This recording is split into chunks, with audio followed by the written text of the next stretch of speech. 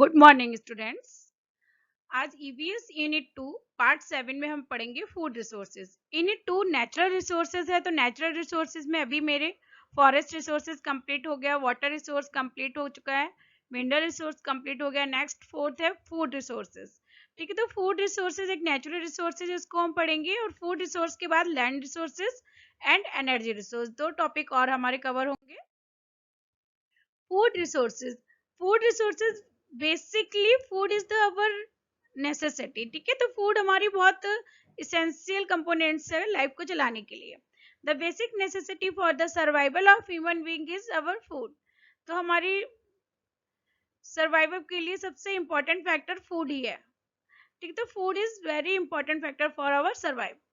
Main nutrients present our food are proteins, fats, carbohydrate, vitamins, minerals, roughage, water and fibers. These are the nutrients that are present in our food. Mainly there is a three types of resources. Food resources is three types: agriculture crops, livestock, food obtained from the animals and fisheries. ठीक है, तो तीन type के हमारे पास food resources है. Number one is the agriculture crops, second one is the livestock, food obtained from the animals, and third one is the fisheries. Agriculture crops में all cereals, pulses, vegetables, fruits, सभी croplets. ठीक है, about 76% of the total food grains present in by the agriculture crops. ठीक है, croplands provide 76% of the total food grains. And livestock food obtained from animals, milk, meat, eggs, honey, etc. provide about 17% of the total food. ठीक है, तो 17% total food provide by the livestock food obtained from the animals, and 76% of the total food from the grains by the agriculture crops. And fisheries supplies about remaining 7%, तो total 100% हमारा हो जाएगा. 6 basic nutrients सभी को पता है: carbohydrates, fats, vitamins, proteins, minerals, roughage, fibers and waters. They are the major nutrients that are essential for our food. Bird food problem. Bird food problems क्या है? मेनली क्या, बर्ड की मेनली तीन problems होती हैं. एक तो undernourishment, overnourishment and malnourishment. ठीक है, तो नरिशमेंट मीन्स प्रॉपर हमारी बॉडी को जितना फूड की यानी जितना न्यूट्रिएंट्स की रिक्वायरमेंट थी वो प्रॉपर नहीं मिल पाए. ठीक है, तो उसको प्रॉपरली नहीं मिल रही, कुछ लोगों को ज्यादा मिल रही, कुछ लोगों को कम मिल रही, कुछ लोगों को बहुत कम मिल रही है. ठीक है, तो उसको undernourished, malnourished and overnourished बोल देते हैं. तो bird food problem according to the food agriculture organization, बच्चों ये भी ध्यान रखना है, FAO की फुल फॉर्म क्या है? Food agriculture organization estimate on an average the minimum calorie requirement for a healthy man is 3000 calorie per day. ठीक है, एक हेल्थी पर्सन के लिए 3000 कैलोरी चाहिए मैन के लिए, और वुमेन्स के लिए 2200 किलो कैलोरी पर डे. इसके इससे कम लेते हैं तो अंडर नरिशमेंट में आता है, और इससे ज्यादा लेते हैं देन ओवर नरिशमेंट में आ जाता है. ठीक है, तो under nourishment number one under nourishment problem है, सेकेंड प्रॉब्लम मेल नरिशमेंट है, and third problem is the over nourishment. So what is the undernourishment? If a person receive less than 90% of minimum calorie, जितनी इसको चाहिए उससे भी less than 90%, 90% से कम अगर वो मिनिमम कैलोरी लेता है तो वो किस कंडीशन में आ गया? अंडर नरिशमेंट में. इफेक्ट ऑफ अंडर नरिशमेंट के इफेक्ट्स क्या होंगे? Under nourishment person have less energy for doing any kind of work. ठीक है, वो अपने आप में लिथार्जिक महसूस करेगा, उसके पास एफिशिएंसी इतना नहीं कि वो अपना वर्क करे. They are susceptible to disease बहुत जल्दी हो जाएंगी, इम्यूनिटी वीक होगी, their body becomes weak and they frequently fall sick. ठीक है, तो इम्यूनिटी उनकी वीक हो जाती है. They look old even at young age. ठीक है, यंग एज पे भी वो ओल्ड पीपल की तरह दिखते हैं. This is the effect of under nourishment. Now under nourishment children suffer from the following problems: social inferiority complex. ठीक है, उनके अंदर सोशल इंफीरियरिटी भी आती है कि वो आपस में बच्चों के साथ मर्ज नहीं हो पाते हैं. स्लो बॉडी ग्रोथ, उनकी बॉडी ग्रोथ भी इतना फास्ट नहीं होती, वो स्लो बॉडी ग्रोथ हो जाती है, उनकी हाइट रुक जाती है, कुछ बच्चों को कुछ और प्रॉब्लम्स हो जाती है. ठीक है, मेंटल रिटार्डनेस, कुछ बच्चों को मेंटल इलनेस भी हो जाती है, illness and delayed adulthood. Adulthood भी बहुत कम आता है, IQ लेवल भी कम हो जाता है. ठीक है, these are the common problems cover under the undernourishment. Next is the malnourishment. क्या होता है? Malnourishment means lack of essential nutrients. ठीक है, तो अंडर नरिशमेंट जितना हमें चाहिए था, जितना कैलोरी चाहिए था, उससे हमें कम कैलोरी मिल रही है, तो उसको हम अंडर नरिशमेंट कहते हैं. लेकिन जिसके पास हमें जो फूड में प्रॉपर जितना न्यूट्रिएंट्स चाहिए, वो न्यूट्रिएंट्स हमें प्रॉपर वे में नहीं मिल पा रहे हैं, then it will be go to malnourishment. ठीक है, तो दोनों में डिफरेंस है. It means lack of essential nutrients like proteins, vitamin, lipids, minerals, जो है इनकी जितनी भी रिक्वायरमेंट है वो नहीं मिल पा रही, तो हम इसको क्या बोलेंगे? Malnourishment. तो main common there are few disease जो हमने यहाँ पे डिस्कस की, जैसे marasmus. Marasmus is a deterioration caused by a diet flow in total calories and protein. ठीक है, प्रोटीन की डिफिशियंसी से या डाइट की डिफिशियंसी से मेरास्मस डिजीज हो जाती है. सिम्टम्स क्या है? Pronouncing slowing of growth, growth कम हो जाती है. Extreme wasting of muscles. ठीक है, मसल्स में अलग से कई कई से मसल्स निकल आती हैं. तो इसकी रेमेडी क्या है मेरास्मस की? Adequate diet. अगर हम एडिक्वेट डाइट लेंगे जिसमें कि सारे न्यूट्रिएंट्स अवेलेबल हैं, तो इसका प्रोक्योर हो सकता है. ठीक है, नेक्स्ट डिजीज है क्वार्सिकोर. ठीक है, ये दोनों डिजीज क्या है? मेल नरिशमेंट की वजह से हो जाती है. Kwashiorkor it is caused by the protein deficiency. ठीक है, तो ये भी प्रोटीन की डिफिशियंसीज हो जाती है. सिम्टम्स क्या है? Fluid retention, swelling of abdomen, dry brittle hair, mental retardant and stunt growth. ठीक है, तो ये कुछ कॉमन फैक्टर्स है. रेमेडी इसकी भी बैलेंस डाइट है. ठीक है, वहां पे एडिक्वेट डाइट थी, यहाँ पे भी बैलेंस डाइट है. मीन्स जितना हमें न्यूट्रिएंट्स चाहिए वो सभी प्रेजेंट होते. तो मेरास्पस एंड क्वार्सिकोर दोनों डिजीज किससे हो जाती है? मेल नरिशमेंट की वजह से. ओवर नरिशमेंट क्या होता है? हमें जितना अमाउंट में फूड चाहिए, जितना अमाउंट में न्यूट्रिएंट्स चाहिए, उससे हम बहुत ज्यादा अमाउंट में कंज्यूम कर लेते हैं. That will go to overnourishment. It is due to the overconsumption of, ठीक है, overconsumption of saturated animal fats, sugar, salts in diet. Symptoms इसके सभी को पता है. ओबेसिटी हो जाएगी, ओवर नरिशमेंट ज्यादा कंज्यूम करो तो ओबेसिटी भी हो सकता है. हाई ब्लड प्रेशर भी हो जाएगा, डायबिटीज भी होगा, हार्ट ब्रोकन डिजीज भी हो सकती है. रेमेडी सभी की सेम है, बैलेंस डाइट लेनी चाहिए. ठीक है, नेक्स्ट सस्टेनेबल एग्रीकल्चर. एग्रीकल्चर कैसा होना चाहिए? सस्टेनेबल. तो sustainable agriculture means meeting the food needs of the present generation without endangering the resource base for the future generation. हमें फ्यूचर जनरेशन की रिसोर्सेज को एंडेंजर ना करके हमें प्रेजेंट में अपने जनरेशन के लिए फूड को जो भी नीडफुल है वो सब रिक्वायर्ड करना है. Sustainable agriculture requires focus on soil, plant, agriculture, water and nutrients through. Number one is the conservation of soil and water to prevent degradation of soil productivity and lengthening of crop. ठीक है, तो हमें conservation of soil and water को conserve करना है जिससे कि degradation of soil, productivity and lengthening of crop ना हो. नेक्स्ट है integrating plant protection for reducing the effect of intensive agriculture के इफेक्ट को रोकना है, रिड्यूस करना है इंटीग्रेटेड प्लांट प्रोटेक्शन को. Efficient use of irrigation water to prevent problem of soil salinity, alkalinity को efficient use करना है, irrigation properly करना है. Integrated management of nutrients strategies for sustainable agriculture. The following strategies are helpful for sustainable agriculture: management of soil, water, nutrients by farmers, regulation, formulation and implementation of appropriate policies by government, use of right technology for agriculture. It includes precision farming, global positioning system and animal feed use efficiency. These are the three common strategies for sustainable agriculture.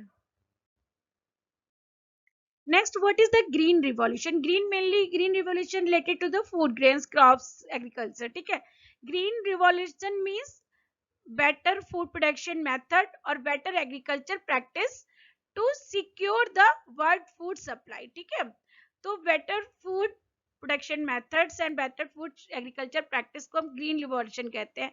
It consists of crop variety improvement, इसकी वजह से crop की variety develop होती है. Expansion of irrigation, irrigation भी expand होता है. Increase the use of fertilisers and pesticides की यूज को हम करते हैं जिससे कि हम क्रॉप को डैमेज ना करें. The green revolution refers to the rapid increase in the food production, mainly through the use of high yielding varieties of seed. High yielding variety of seed से भी हम इसको रैपिड ग्रोथ कर सकते हैं. केमिकल फर्टिलाइजर्स यूज कर सकते हैं, ऑर्गेनिक फार्मिंग यूज करते हैं, ऑर्गेनिक फर्टिलाइजर्स एंड पेस्टिलाइजर्स को यूज करते हैं, agriculture machinery and water improve technology को भी यूज कर सकते हैं. There are few important impacts of green evolution. Number one is the food grain prices have remained stable for the last 15 years. Prices को भी stable कर लेते हैं. Food crisis has overcome. Food crisis अब कम हो गई है. Agricultural productivity has increased. Modern agriculture and practice of industrialized agriculture resolves several environmental problems. Next, use of organic fertilizers like manures, green manures have the most important source of nutrients as nitrogen, help to maintain good soil structure and water holding capacity by keeping soil organic matter content high. ठीक है, तो ये कुछ important points हैं जो green evolution की वजह से हमारी जो एग्रीकल्चर प्रोडक्टिविटी है वो इन्हांस हो गई, फूड प्रोडक्शन के मेथड्स इन्हांस हो गए और फूड की जो क्वालिटी है वो भी अच्छी हो गई. And what is the white revolution? White revolution को हम यूज करते हैं which leads to better and more efficient use as well as availability of milk. Milk and milk products के लिए हम व्हाइट रिवॉल्यूशन टर्म को यूज करते हैं. एंड वर्ल्ड फूड समिट कब एस्टेब्लिश हुई? 1996 में. The World Food Summit 1996 has set the goal to reduce the number of undernourished and malnourished people. ठीक है, तो ये समिट बनी वर्ल्ड फूड समिट 1996 में. इसका मेन गोल था कि अंडरनरिश्ड पर्सन्स को और malnourished पर्सन्स को हम धीरे धीरे उनका नंबर को रिड्यूस करेंगे. सैलिनिटी क्या होती है कि सैलाइन में salt concentration in the soil. Soil में सॉल्ट का अकोमुलेशन बहुत ज्यादा होता है तो उसको हम सैलाइन बोलते हैं. ठीक है, सैलाइनिटी कैन बी नेचुरल अक्रेंस इन ड्राईलैंड्स. ड्राईलैंड्स जो होंगे वहां पे भी सॉइल में सॉल्ट का कंसंट्रेशन सबसे ज्यादा होगा. एरिड एरियाज में भी ज्यादा होगा और इरिगेटेड रूरल एरियाज में भी सॉइल में सॉल्युबल सॉल्ट्स ज्यादा प्रेजेंट होंगे. Where the concentration of soluble salt in the soil increases. This is mostly due to the low rainfall, poor drainage and high temperature. इसकी वजह से salinity increase करती है. When water evaporates, water सारा evaporate हो जाएगा quickly, leaving behind the highly concentrated salt. और high concentrated salt कहाँ पर रह जाएगा? Soil के अंदर present हो जाएगा. When excessive quantities of soluble salt accumulate in the root zone, ठीक है, तो soil में जाएगा तो soil के थ्रू कहाँ जाएगा? Roots में जाएगा. The crop has difficulty in extracting enough water from the salty solution. ठीक है, तो वो क्रॉप के पास भी डिफिकल्ट होगा कि वो वाटर को जितना उसको चाहिए वाटर वो साल्टी वाटर मिलेगा. It result in adverse crop productivity. Fruit crops are the most sensitive to soil salinity followed by vegetables. ठीक है, वेजिटेबल क्रॉप्स और फूड क्रॉप्स बहुत ज्यादा सैलिनिटी की वजह से इफेक्ट इनके ऊपर आ जाता है. Salinity can be prevent by, तो हम इसको किस तरह प्रिवेंट कर सकते हैं? Number one is the root zone of the plants are flushed with excess water. ठीक है, तो प्लांट्स के रूट जोन्स को हम बहुत ज्यादा एक्सेस वाटर में फ्लश करेंगे जिससे कि वो सॉल्ट भी वहां से फ्लश्ड आउट हो जाए. However it may contaminate the ground water और इरिगेशन कैनाल्स. कभी कभी इसकी वजह से ग्राउंड वाटर और इरिगेशन कैनाल भी कंटामिनेट हो जाती है. इंप्रूविंग द ड्रेनेज को इम्प्रूव करेंगे. Reclamation of salinated land by leaching with plenty of water. बहुत ज्यादा पानी से हम एक्सेस ऑफ वाटर से उसको लीच कर देंगे. ठीक है, उसमें से सॉल्ट को निकाल देंगे. नेक्स्ट है water logging. What is the water logging? Water logging क्या होता है कि सॉइल सरफेस में कुछ ज्यादा ही अमाउंट में वाटर प्रेजेंट है. Water logging occurs when the soil surface area becomes saturated and soil pores are full of water. ठीक है, वाटर सॉइल पोर्स में सबसे वाटर बहुत ज्यादा हो रहा है. It means too much water in the root zone of a plant. ठीक है, तो प्लांट की जो रूट जोन है हमारे सबसे ज्यादा नीचे सॉइल सरफेस से जो टचिंग प्लांट का पार्ट होता है वो रूट जोन होता है. तो रूट जोन में सबसे ज्यादा टू मच वाटर आएगा so that root can not absorb enough oxygen to breathe. पानी ज्यादा होने की वजह से वहां पे ऑक्सीजन वो ढंग से ब्रीथ नहीं कर पाता और उसका अपना फोटोसिंथेसिस के प्रोसेस भी प्रॉपर नहीं कर पाता है. Water logging could occur due to the heavy rain की वजह से वाटर बहुत ज्यादा एक्सेस में वाटर वहां सॉइल में चला जाएगा। Poor irrigation management, irrigation proper नहीं हो रहा, कहीं ज्यादा है कहीं कम है। Poor drainage and rising water table, ठीक है, ड्रेनेज प्रॉपर नहीं है, प्रॉपर ड्रेनेज होगा तो ढंग से वाटर फ्लश आउट हो जाएगा, बट नहीं हो पाता है। वाटर टेबल क्या हो रहा है, नीचे वाटर का जो लेवल होता है, वाटर की डेप्थ होती है, उसको हम अंडरग्राउंड वाटर में वाटर कितना वाटर डेप्थ है तो उसको वाटर टेबल बोलते हैं। यहाँ पे ध्यान रखना बच्चों, उसको वाटर लेवल ना बोल के हम वाटर टेबल बोलते हैं। तो वाटर टेबल अगर इंक्रीज कर जाएगा तो पानी का लेवल भी बढ़ जाएगा, तो सॉइल में अपने आप पोर्स में वाटर ज्यादा चला जाएगा। इफेक्ट ऑफ वाटर लगेंगे, क्या इफेक्ट है, water locked soil, pores have no oxygen, plants need oxygen to breathe and grow, ठीक है, तो इसकी वजह से प्लांट्स अपना प्रॉपर ऑक्सीजनेशन नहीं कर पाएंगे। Vegetation can turn yellow, vegetation भी इफेक्टेड हो जाएगी, वो येलो हो जाएगी। Growth is stern and thin, growth इनकी प्रॉपर नहीं होगी। Trees and plants can die and where patches of soil appear, trees और प्लांट्स भी डाई हो जाएंगे, अब छोटे छोटे पैचेज सॉइल पे अपियर हो जाएंगे। इसको हम कैसे प्रिवेंट कर सकते हैं, how we can prevent the water logging. Water logging को प्रिवेंट करने के लिए management of drainage lines for efficient water flow, सबसे पहले हमें ड्रेनेज सिस्टम को सुधारना होगा, उसको मैनेज करना होगा, management of drainage lines. Second one is the management of surface water flow to avoid surface ponding, ठीक, सरफेस पे ज्यादा वाटर अवेलेबल ना रहे तो सरफेस वाटर फ्लो भी ढंग से हो जाए, सरफेस पॉन्डिंग ना बने, जब जगह जगह वाटर कलेक्ट ना हो। Increase deep rooting vegetation for greater utilisation of water from the soil, ठीक है, डीप रूटिंग वेजिटेशन करना चाहिए जिससे कि वो इफेक्टेड ना हो उसकी roots. In India water logging is prevalent in the coastal areas of Mumbai, Kerala, estuaries deltas of Gangas and Andaman and Nicobar islands में इंडिया में दिखते हैं। एनिमल हस्बेंड्री क्या होता है, ये शॉर्ट टर्म्स है, उसमें शॉर्ट नोट्स में लिखने को आते हैं। Define the term animal husbandry, animal husbandry is the scientific management not animal live stock, जो क्रॉप जो फूड का टाइप्स है उसमें cropland and animal live stock को कहा था, तो एनिमल हस्बेंड्री उसी से रिलेटेड है।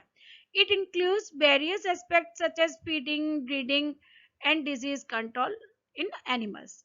Animal based farming include cattle, goats, sheep, poultry and fish farming. As the population increases and as a living standard increases, the demand for milk, eggs and meat is growing up. So the growing awareness of the need for human treatment of livestock has brought in a new limitation of livestock farming. ठीक है, thus livestock production is also needed to be improved. तो इसको भी क्योंकि day by day consumption increase हो रहा, population increase होने से तो एनिमल लाइव स्टॉक भी इंक्रीज करना चाहिए और इम्प्रूव भी करना चाहिए। फूड सिक्योरिटी, हम फूड को कैसे सिक्योर करेंगे, food security can be achieved by many policies, many agreements and imports and distribution of food के जो भी पैनल्स होते हैं, एग्रीमेंट्स होते हैं, उसके अकॉर्डिंग ही फूड की सिक्योरिटी को डे बाय डे अपना अचीव कर सकते हैं। Number one is the implementing appropriate food, agriculture and rural development policies with conservation of natural resources that will facilitate food security in the long run। ठीक है, तो long run में food की security को facilitate करते हैं बहुत से appropriate food, agriculture, rural development की पॉलिसीज हैं जो गवर्नमेंट के थ्रू भी है, कुछ नॉन गवर्नमेंट के थ्रू भी है। Permitting appropriate international agriculture agreements हैं, ensuring that the imported food products जो हम बाहर से फूड प्रोडक्ट्स एक्सपोर्ट और इम्पोर्ट भी करते हैं are of acceptable qualities are safe to eat, हम ये इंश्योर करते हैं जो भी इम्पोर्टेड फूड प्रोडक्ट्स है उसकी क्वालिटी कैसी होनी चाहिए, safe to eat, does not reduce agriculture employment levels, permit protection of national food security, facilitating proper distribution of sufficient safe and nutrition portion। ठीक है, तो ये कुछ फूड सिक्योरिटी के कुछ इंपॉर्टेंट फैक्ट्स। फूड पिरामिड में क्या होता है कि हमें पता होना चाहिए हमें कौन सा फूड कितना कंज्यूम करना है, तो जैसे सबसे ज्यादा हमें प्रोटीन का कंजम्पशन बहुत जरूरी होता है हमारे मसल्स के लिए, बोन्स के लिए, वेजिटेबल्स एंड सलाड्स का भी compulsion, complex carbohydrate, fruits and berries को, इस तरह हम फूड पिरामिड में सबसे ज्यादा क्या कंज्यूम करें, कम क्या कंज्यूम करें, इस तरह हमें चार्ट, ये एक पिरामिड बना हुआ है। इंपॉर्टेंट एमसीक्यूज जो फूड रिसोर्सेज से रिलेटेड है, the national dairy development board NDDB, ठीक है, ये क्वेश्चन भी आ सकता है एमसीक्यू में। The national dairy development board की फुल फॉर्म क्या है, NDDB, designed and implemented the world largest dairy development program called as operation flood. इसमें देखो दो क्वेश्चन छिप गए, ऐसा क्वेश्चन लिया इसमें दो एमसीक्यू बन गए। ऑपरेशन फ्लड भी बोलते हैं इसको। Which can out of the reason behind white revolution in India. तो व्हाइट रिवॉल्यूशन का दूसरा नाम क्या हो गया? Operation flood, and it is related to the national dairy development board और it is related to the dairy products. ठीक है, तो ये 4-5 क्वेश्चन इसी क्वेश्चन में बन गए। Can you name the man who is known as the father of white revolution. White revolution का फादर है डॉक्टर वी कुरियन। ठीक है, आंसर है doctor V Kurien. In order to obtain the good quality and quantity of yield in dairy and poultry farming, which of the following management practice should be followed। ठीक है, तो कौन कौन सी management? Proper housing facility, having hygiene condition, correct. Preventing the entrance of sunlight into the cattle forms, incorrect. Sunlight भी सभी के लिए जरूरी है, vitamin D. Prevention of control of disease and pest, correct. Maintenance of proper temperature, it is also correct. So first, third and fourth 3 points are correct, so it is the answer C। Next, which of the following is the general formula of carbohydrate। Carbohydrate के mainly क्या होता है? Saccharides होते हैं। सबसे simplest carbohydrate क्या है? Glucose. Glucose का फॉर्मूला क्या है? देखो C6H12O6। तो ग्लूकोज का फॉर्मूला है C6H12O6। तो अगर हम इसको इस तरह लिखते हैं तो इसमें कार्बन भी सेम नंबर है, हाइड्रोजन भी डबल नंबर में और ऑक्सीजन सेम नंबर में। तो देखो यहाँ पे अगर CmH2O का होल n, तो ये कार्बोहाइड्रेट का फॉर्मूला हो जाएगा। ठीक है, C6H2O का होल 6। तो कार्बोहाइड्रेट का इसमें अगर हम ये फॉर्मूला लिखेंगे ग्लूकोज के टर्म में तो क्या लिखेंगे? C6H2O का होल 6, तो 12 ये हो जाएगा। ठीक है, तो इस तरह ये आंसर क्या हो गया हमारा? A option. What does GMO stands for. GMO की फुल फॉर्म क्या है? GMO means genetically modified organism. GMO means genetically modified organism. Which of the following are the 3 primary nutrients needed for plant growth. Plant growth के लिए mainly nitrogen, phosphorus and potassium. ठीक है, B option. Which provides energy very slowly. ठीक है, अगर energy यहाँ पे very fast लिखा हो तो कार्बोहाइड्रेट हो जाता, वेरी स्लो लिखा है तो फैट्स होगा इसका आंसर। और protein is the building block of the body. Storage requirements and stability product attributes conductive to product sale and the above activities refer to the which step of food industry। तो mainly production, manufacture, distribution. ठीक है, इसमें mainly क्या होता है? Distribution हो जाएगा। Thank you बच्चों, good luck, take care. Next topic होगा लैंड रिसोर्सेज, उसके बाद एनर्जी रिसोर्सेज। तो 2 टॉपिक और रह गए, उसके बाद हमारा ये यूनिट 2 कंप्लीट हो जाएगा। तो यूनिट 2 में टोटल ये 7th पार्ट था, 8 और 9, टोटल 9 पार्ट बनेंगे। उसके बाद एमसीक्यू भी बनाऊंगी मैं हर एक यूनिट की। थैंक यू बच्चों, good luck, take care. Video को देखते रहना, लाइक करना, सब्सक्राइब करना और मैक्सिमम टू मैक्सिमम शेयर भी करना। और विदाउट एनी हेजिटेशन जो भी क्वेरी हो, आपकी डाउट हो, उसको डाउट बॉक्स में प्लीज कमेंट बॉक्स में जरूर लिखिए। आपको वीडियो कैसी लगी ये भी लिखिए। थैंक यू बच्चों, गुड लक, टेक केयर।